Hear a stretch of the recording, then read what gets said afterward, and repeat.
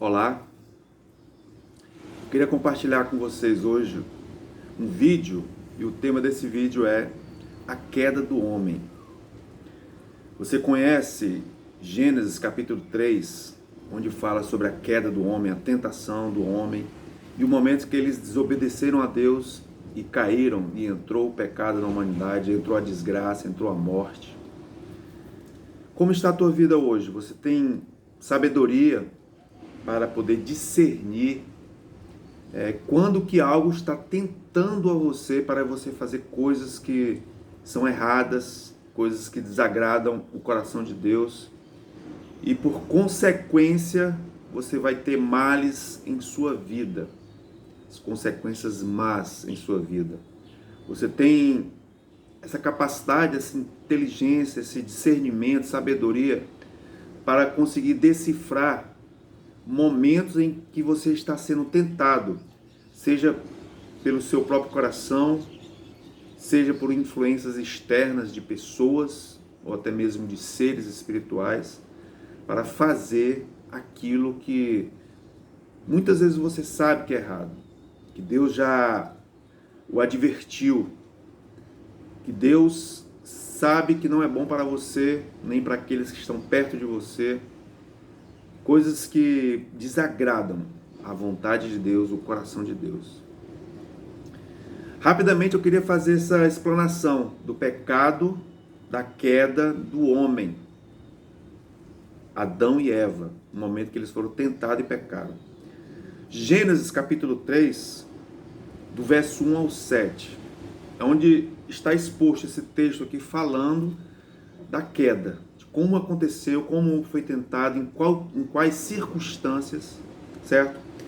Então, Gênesis capítulo 3, o nosso contexto, Adão e Eva teriam sido criados, já viviam, estavam ali em harmonia, fazendo a vontade de Deus, vivendo na presença de Deus, tendo um grande jardim, um lugar maravilhoso, com toda a provisão, com toda a segurança, com toda a estabilidade para uma família. Eles estavam em harmonia, vivendo com Deus, com o mundo, entre eles, e algo aconteceu que depois tudo mudou. Vou começar a ler o texto. Mas a serpente, mais sagaz que todos os animais selváticos que o Senhor Deus tinha feito, disse à mulher: é assim que Deus disse? Não comereis de toda árvore do jardim? Então a primeira coisa aqui foi algo interessante. Diz que a serpente, um animal, e o próprio Adão, principalmente Adão, já estava muito acostumado a lidar com os animais. Foi ele mesmo que colocou o nome em todos os animais. Então Adão conhecia muito bem os animais, Mas o fato é que o texto fala que a serpente, o mais sagaz de entre todos os animais, que Deus tinha feito, falou. E falou para quem? Falou para a mulher, falou para Eva. E é interessante isso, que imaginem aquele contexto, Eva realmente se surpreendeu. Ela se relacionava com o seu marido. Os dois viviam ali em comunicação, em família, juntos. A gente não sabe exatamente qual o momento, porque o livro de Gênesis ele é não cronológico, ele não estabelece datas, cronologias corretas. Mas o fato é que Adão e Eva existiam ali, estavam em harmonia, em comunicação. E de repente, Eva se encontra com uma situação dessa, um animal falando.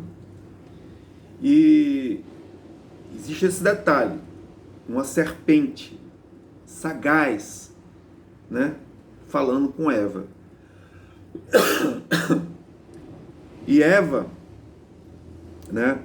ouviu a serpente falar. E a primeira coisa que a serpente disse, é assim que Deus falou: não comereis de toda a árvore do jardim.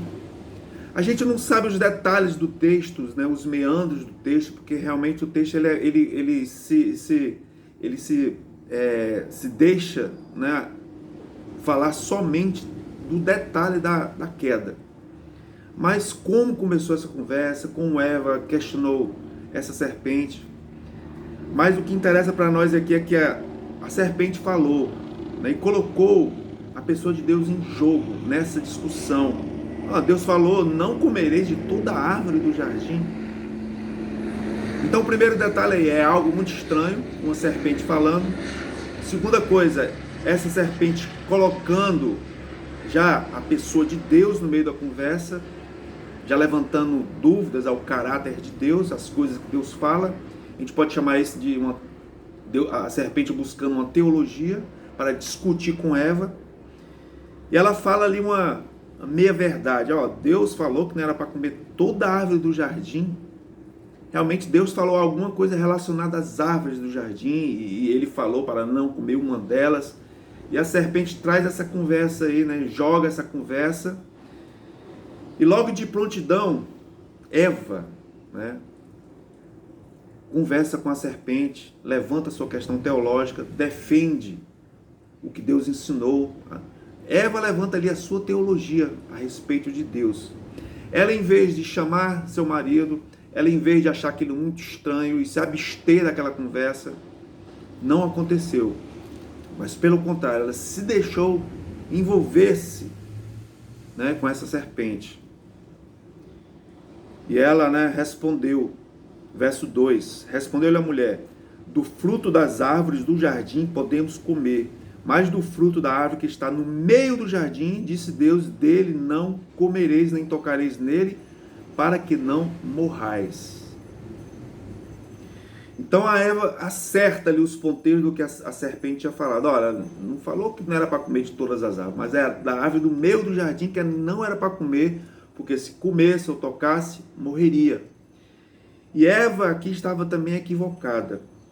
No capítulo 2, se você lê-lo, prestar bem atenção, você vê que Deus fala que a árvore da vida é que está no meio do jardim.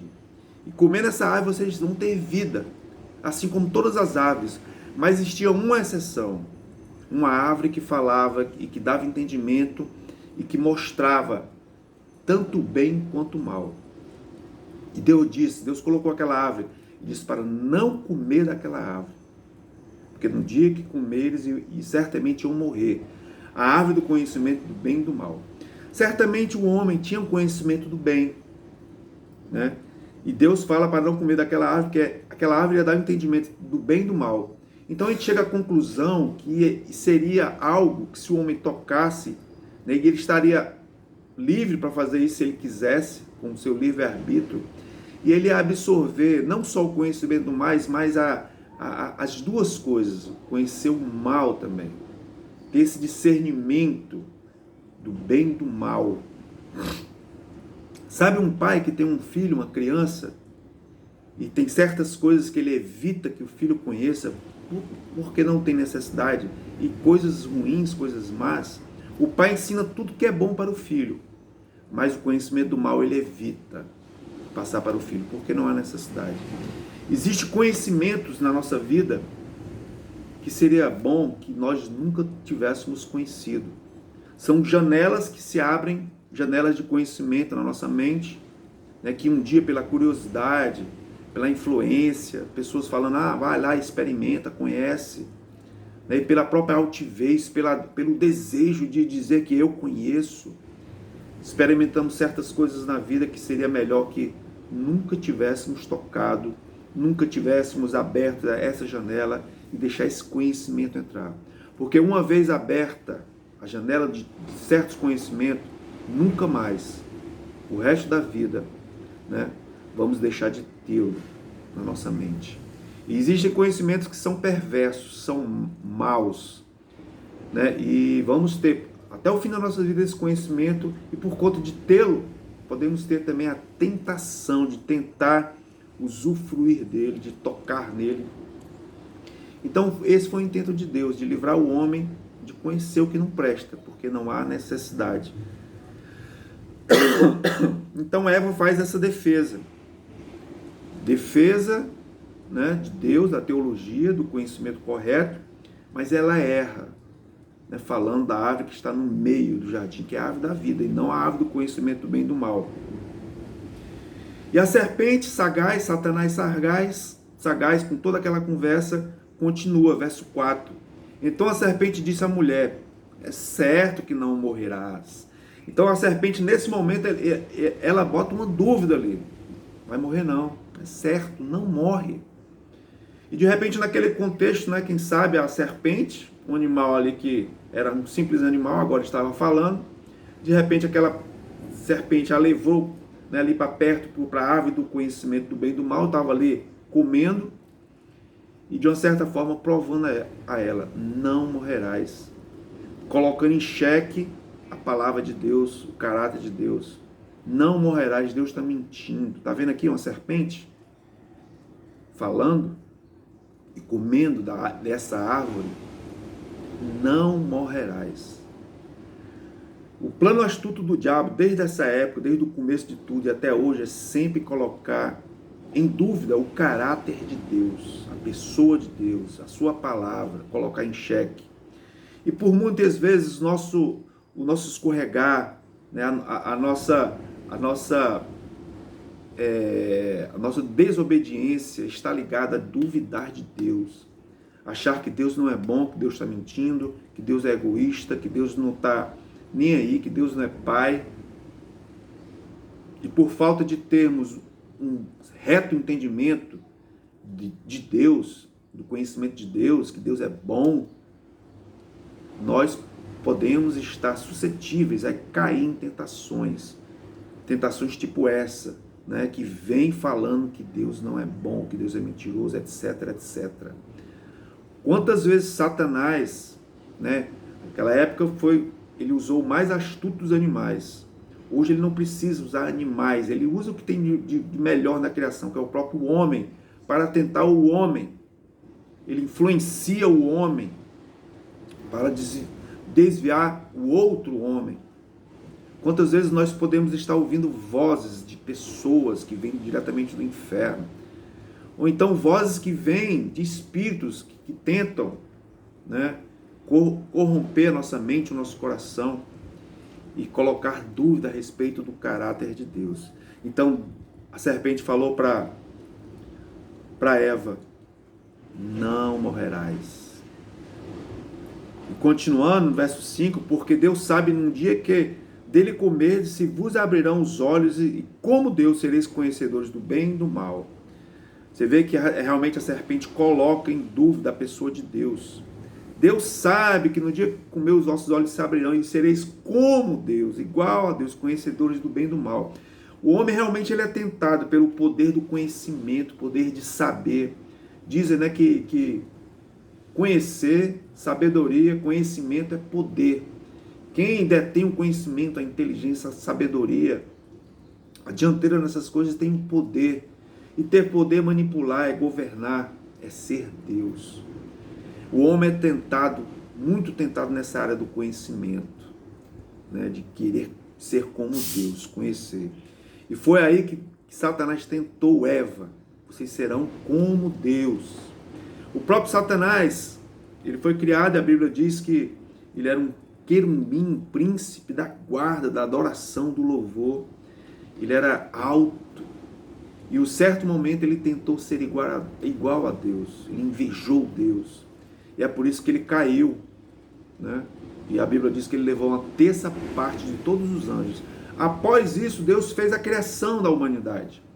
E de repente ali Satanás vendo um outro ser que Deus fez, e fez a imagem dele mesmo, do próprio Deus. E esse ser com o poder de adorar, de ser filho. Então Satanás encontra aí um local que ele possa, em primeiro lugar, atingir Deus, desvirtuar Deus, tomar de Deus o reino e fazer desses seres humanos súditos para o próprio império dele. Satanás encontra na condição do homem, né, e tenta o homem para que o homem entregue tudo que Deus deu para o homem, o jardim, todas as coisas, o mundo, o domínio, nas mãos do próprio Satanás. Ele tomado tudo isso de Deus. E essa foi a tentação. E qual foi o resultado? Finalizando aqui já essa questão da queda do homem, o verso 6, vendo a mulher que a árvore era boa para se comer, agradável aos olhos, e a árvore desejável para dar entendimento, tomou-lhe do fruto e comeu, e deu também a seu marido, e ele comeu. Então a árvore era boa para se comer, agradável, né? A carne, agradável aos olhos, e árvore desejável para dar entendimento. Tem um texto em João, primeira carta de João, capítulo 2, verso 16, falando da concupiscência, os desejos desenfreados do homem. Aí fala sobre 3 coisas que é uma semelhança com esse verso 6 aqui. A concupiscência da carne, a concupiscência dos olhos e a soberba da vida. Aqui o verso 6 fala, a árvore era boa para se comer, agradava aos olhos e boa para se dar entendimento. E esse é o desejo eterno do homem, coisas que dão desejo à carne, aos olhos e principalmente à mente, ao entendimento. Porque o homem, ele se usufruindo a forma desenfreada disso, ele pensa que ele vai estar livre, vai estar liberto, vai ser bom, mas muito pelo contrário. Ele vai estar vivendo escravidão. E a Eva, diante daquela tentação, ela, em vez de resistir, chamar seu marido, deixar seu marido tomar na frente, que era o líder, ou então se voltar para Deus e consultar Deus, simplesmente ela tomou do fruto, comeu. E o engraçado é que o texto diz que logo, imediatamente, ela deu para o seu marido. Então a gente vê que Adão, de uma certa forma, estava ali perto. Adão, ele concordou e Adão, ele provou. No texto um pouquinho mais na frente fala, né, Deus repreendendo Adão, porque você tomou, porque você se influenciou pela sua mulher, todo esse mal está entrando na terra. Então, mesmo que a Eva tivesse comido, Adão poderia ainda ter rejeitado, mas não, ele se deixou influenciar por sua mulher. Realmente o plano do diabo deu certinho, entrou através da parte mais frágil, que é a mulher. O Adão permitiu, e eles foram influenciados por uma serpente, pelo desejo da carne, dos olhos, soberba, entendimento, e ambos comeram. E para finalizar, verso 7, fala da consequência. Abriram-se então os olhos de ambos, e percebendo que estavam nus, cozeram folhas de figueira e fizeram cintas para si. Então eles comeram. Deus tinha advertido que se comesse dessa árvore, a árvore do conhecimento do bem e do mal, eles iam morrer. Existem 3 mortes na Bíblia: morte física, morte espiritual, morte eterna. Naquele exato momento eles experimentaram a primeira morte, a morte espiritual. A morte espiritual é você estar separado de Deus. Estar vivo, estar nesse mundo ainda, mas estar morto para Deus. Sabe quando você entra em inimizade com alguém nesse mundo, um irmão, um primo, um parente, um amigo, seja lá quem for, se você se separa da pessoa, não existe mais comunhão, o pecado, algo veio que atrapalhou essa amizade, interrompeu, né? Então houve ali a morte do relacionamento. Pessoas podem estar até fisicamente próximas, mas estão separadas, mortas uma para a outra. E é assim a primeira morte espiritual, é estar vivo ainda, mas estar separado de Deus. Foi o que aconteceu logo de imediato com Adão e Eva. É claro que depois veio a morte física, que eles morreram, e tem também a morte eterna, isso é outra coisa. Mas o fato é que existem 3 tipos de morte, eles já experimentaram a primeira, né? Imediatamente, quando eles comeram, que eles desobedeceram, entrou a morte. O texto fala, verso 7, que os olhos abriram, eles passaram a ser conhecedor do bem e do mal. E a primeira coisa que aconteceu foi eles perceberam que estavam nus. Eles andavam nus naquela época e não tinham problema nenhum. E engraçado aqui que quando eles desobedeceram, veio logo essa percepção, uma maldade na nudez. A nudez até hoje, ela traz essa percepção. Né? Nós temos cuidado com a nossa nudez, não expomos a nossa nudez para os outros. E aqui a nudez também, a gente pode falar de uma nudez espiritual. Né? O homem está nu agora, diante de Deus. A nudez espiritual fala, né, de algo assim que vergonha, está sem vestimenta, sem preparo, diante de Deus. E fala que eles cozeram folhas de figueira e fizeram cintas, cobertas, roupas para si. Eles tentaram ali de alguma forma cobrir aquilo dali. Então eu finalizo essa minha palavra falando, né, da queda do homem, de todo o contexto, como aconteceu. A gente sabe que Deus depois ele procurou o homem não se arrependeu, Deus fez vestes de animais, foi ali o primeiro sacrifício para cobrir o homem, porque aquelas folhas não resolviam. Muitas vezes o homem tenta resolver, né, por si só, com suas folhas, com a religião, acha que com bondade ele consegue dar um jeito naquilo que havia se perdido, mas não. Ali é o primeiro sinal que Deus ia enviar Jesus, ia morrer, o Cordeiro de Deus, ia morrer pelos nossos pecados. Ele fez um sacrifício de animal e os cobriu com pele de animais. Nesse mesmo capítulo, Deus fala que um dia ele ia enviar o próprio Jesus, filho dele, ia despedaçar a serpente Satanás, ia salvar a humanidade. Então guarda essa palavra no teu coração. Se você se sente tentado, guarde isso na mente, passo a passo de como acontece. E principalmente, tenha sempre na mente que Deus é bom. O caráter de Deus é permanente, é perene, é sempre. Deus não muda. Deus é bom. E se Deus é bom, Ele é Pai, Ele cuida, Ele dá provisão, Ele ensina o melhor caminho, etc, etc, etc, etc. Deus é bom.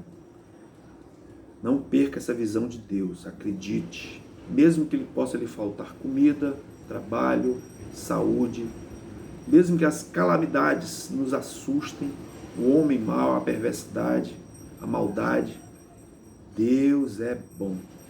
Guarda o teu coração sempre nessa perspectiva, que Deus é bom, e confie, até os últimos momentos, Deus há de revelar a sua bondade. Deus, Ele nos prova, Ele faz com que a gente passe por situações, Ele permite, para que a gente segure e no final de tudo a gente sempre entenda que Ele cuida de nós, que Ele é bom. Assim como Jó, que passou por tantas dificuldades, José, Davi, os apóstolos, foram experimentados em dores, em lutas, em circunstâncias, em fome, em nudez, em perseguições, mas se manteram firmes e viram a mão de Deus, a boa mão de Deus agir. Ok? Deus é bom sempre. Amém.